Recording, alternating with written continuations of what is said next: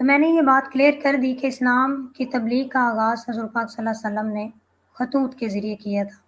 تو اگر ان خطوط کو کوئی پڑھنا چاہتا ہے تو وہ اسلام کی تاریخ کی کتابیں پڑھ سکتا ہے. تاریخ ابن کثیر آپ پڑھ لیں جا کے، جو میں نے یہاں پہ جن کا ریفرنس کوٹ کیا ہوا ہے. تو تاریخ ابن کثیر میں ان خطوط کا ذکر ہے. ان خطوط میں سے ایک خط کا ذکر کیا ہے میں نے، جو عیسائی ہیں نجاشی شاہ حبشہ. اور نجاشی شاہ حبشہ کو جب یہ پیغام پہنچا خط کے ذریعے تو اس نے اسلام قبول کر لیا تھا. تو ایڈم سیکر اور ساحل بائی، میں آپ کو بائی کہہ کے بلاؤں گی کیونکہ آپ تو وہاں پر بیٹھ کے بڑی گندی زبان استعمال کر رہے ہوتے ہیں، تو میں آپ کے ساتھ بڑی عزت کے ساتھ گفتگو کرنا چاہوں گی کہ بائی صاحب، آپ دونوں بائی ہیں میرے. میں آپ سے یہ سوال کرتی ہوں، وہ کون سی تلوار تھی جو نجاشی شاہ حبشہ کے اوپر حضور پاک صلی اللہ علیہ وسلم نے تانی اور اس نے اسلام قبول کیا؟ اور وہ کون سی تلوار تھی کہ جو ایک بادشاہ کو مجبور کر رہی تھی کہ وہ اسلام قبول کرے؟ بہت ایک خوب. بادشاہ جو ہے وہ مجبور ہو کے اسلام قبول کر رہا ہے نا. کتنی وہ ہنسنے والی بات ہے نا. سچ ایک میں ڈاکٹر بادشاہ ہے کہ اس کو خط بھیجا گیا ہے اور سب سے پہلے اس کو بلایا گیا ہے ہدایت کی طرف، اور دوسرا اس کے مذہب کی جو ہے وہ تعریف کی گئی ہے اور اس کے مذہب کا احترام کیا گیا ہے. سب سے بڑی بات کہ احترام مذہب کا درس دیتا ہے اسلام. اگلے کے مذہب کا بھی احترام کیا گیا ہے اور پھر کہا گیا ہے کہ اسلام کی طرف آؤ، ہدایت کی طرف آؤ. تو اسلام کو پھیلانے کا جو اصول حضور پاک صلی اللہ علیہ وسلم نے اپنایا تھا، ان میں پہلا اصول یہ تھا کہ آپ نے بہترین وائس کا طریقہ اختیار کیا، اور وہ طریقہ یہ تھا کہ خطوط کے ذریعے دور دراز کے لوگوں تک یہ بات پہنچائی جاتی تھی کہ وہ اسلام کی طرف آئیں اور وہ ہدایت کی طرف آئیں. ہم یہاں دیکھ لیتے ہیں کہ پہلا اصول یہ تھا کہ خطوط کے ذریعے اسلام کی دعوت دینا شروع کی گئی، نہ کہ تلوار کے ذریعے. اب ہم کچھ فیکٹس دیکھ لیتے ہیں کہ قرآن ہمیں کیا ہدایت دیتا ہے.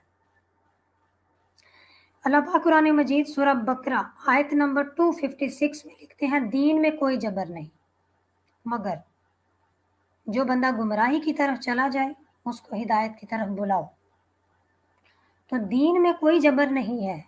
کسی کے سر پہ تلوار رکھ کے اگر آپ اسلام قبول کروا بھی لیں گے تو وہ بندہ جب آپ اس سے ہٹ جائیں گے تو وہ پھر بھی اپنے دین کی طرف آ جائے گا.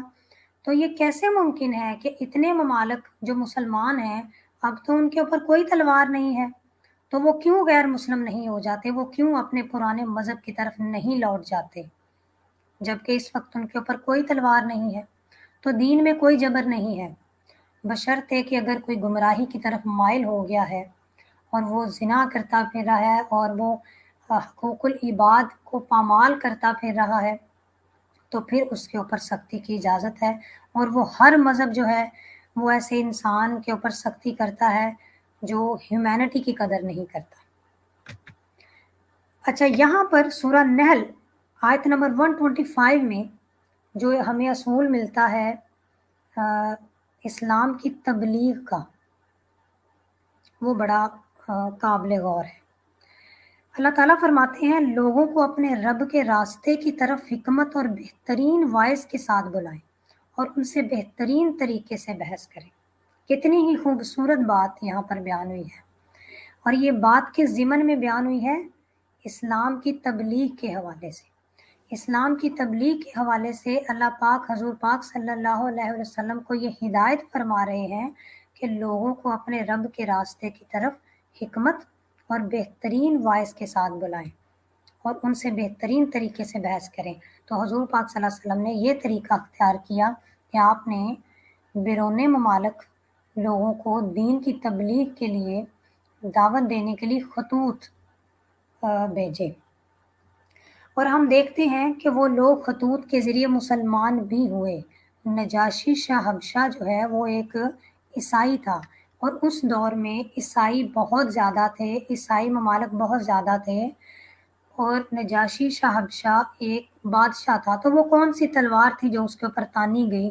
اور وہ مسلمان ہو گیا، وہ وائس کی تلوار تھی، وہ حکمت کی تلوار تھی، اور وہ حقانیت کی تلوار تھی، اور وہ اسلام کی سچائی کی تلوار تھی، اور وہ ایسی ایسی سچائی تھی کہ اس نے اس خط میں پڑھ کے محسوس کیا کہ ہاں، یہی سچا دین ہے